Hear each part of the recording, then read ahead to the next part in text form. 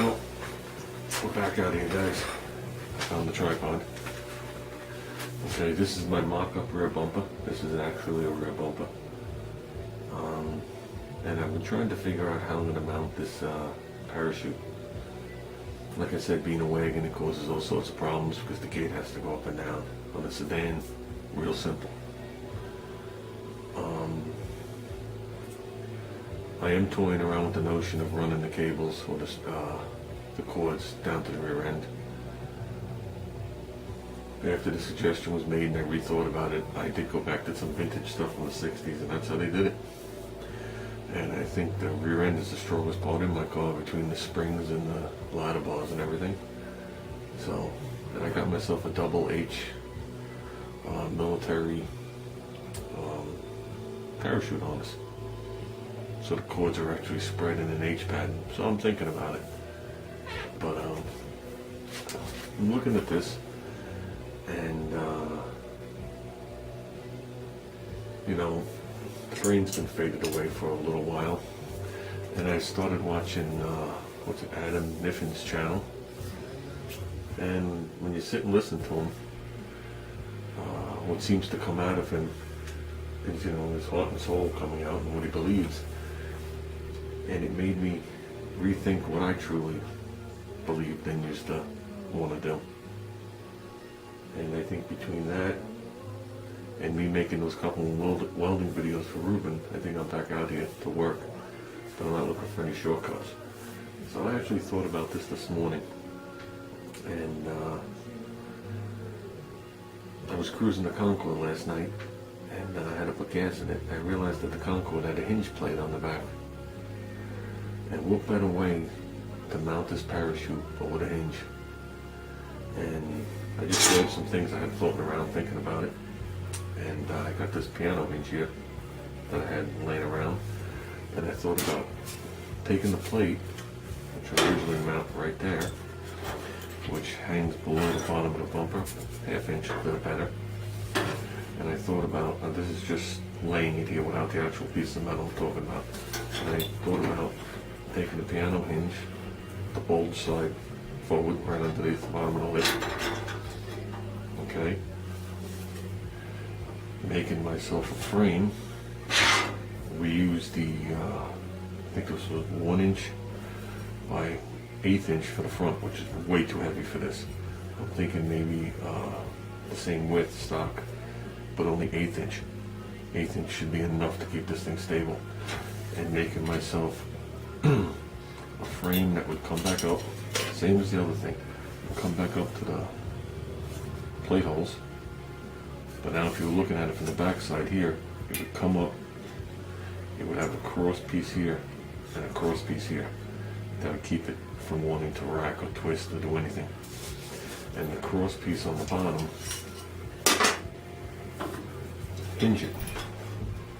Now if I hinge it at this height,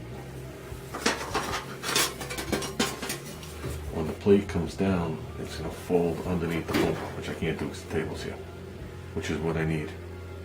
Okay, so if you hinge it too high, the plate's just going to hit this way. The hinge point will actually be hanging below the bottom lip of the bumper, and the plate will want to go down.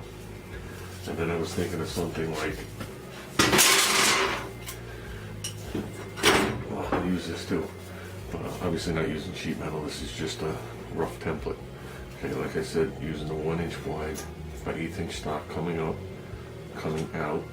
Now originally I was going to make a single mount because a lot of people have single mounts, but this has to be a couple of things. It has to be easy to operate.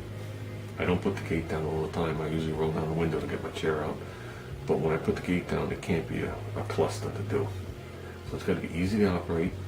It can't block the plate, so I want to get a ticket for that. And it can't block my plate light, which is in the center. So that eliminated a single pivot point. That puts me back to the 2 points. That's where I came up with the 2 points. Plus the 2 points will make it stable. It won't want to flutter left or right. Okay? And I came up with something like this. I went in the shed to grab some flat stock to make it. And I saw these pieces of sheet metal for me doing the fender. And I figured what an easy way, what an easy thing to bend up to do.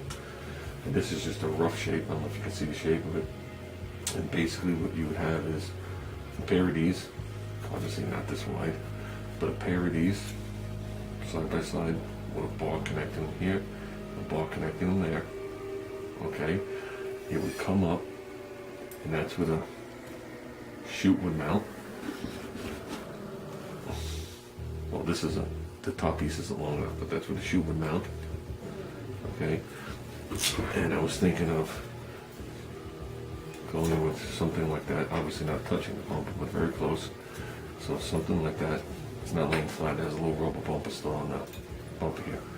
So let me show you this. Have it like this, with my H bars coming across, hooked to my hinge, which I can't hold up. Having this roughly on a 22-degree angle, so I can taper it from here to the gate. So I like the way the chute looks when it's pointing slightly upward, which I think is really cool. And still missing the Ramble emblem. I checked that out, so it would be something similar to that. Okay, now I can't do this, I don't have enough hands to hold the chute. The plate would hinge down like this, taking the chute with it. Okay, I could have a stop on it, a stop chain or whatever it is, that'll allow me to open the gate. I also thought about when it's up, obviously the bottom doesn't mean anything. I'm thinking of making myself 2 little pins similar to hood pins. Probably make them out of stainless. So when I put this thing up, it'll probably be on the back side of the thing. Probably on the plate itself, because I need the depth. 2 very small springs. So when I put it up, there'll be a very slight tension. Oops. I'll put the 2 pins in, you let it go, and it can't vibrate in any direction. It can't come out, it hits the pin, can't go in. It's spring loaded. Obviously can't go side to side. And I think the 1/8-inch plate will definitely be strong enough right here, because that chute doesn't really weigh much of anything. And I think that's the plan we're going to go with. And I can mock that whole thing up on this bumper. And then when it's done, if I'm right, if I do use this piece of actual hinge, I don't know if I'm gonna or not. I mean, it's a piece of stainless. That's not rust on it, that's old glue. If I do use this, it only requires 4 screws put into it. It would be like this, 4 screws put into the bumper. So when the whole unit is done, I can just transfer it over to the other one. You bolt it to the bumper, and I could bolt it on the bumper, with the bumper on the car or off the car, it doesn't matter. Okay, and then obviously these 4 screws will be hooked to the other plate. The license plate itself, which obviously I don't even have to show you guys this, I know you guys understand. But the license plate itself, being its original location, see, it looks kind of stupid, it's kind of wide. And the license plate light still shines on it, and it'll fold and tuck under and do all things. That's what I've come up with, and I figured I'll do these uprights in like a gunmetal gray, satin, like the cast iron color. So I think something like that would be simple to operate, easy to make, strong, and I think it would be appealing to the eye, especially with the chute on the about 20-degree angle, whatever I can get out of it, whatever I could squeeze out of it. Okay, I don't want the chute pointing straight up, but whatever I could squeeze out of it, I think 45 would be way too much.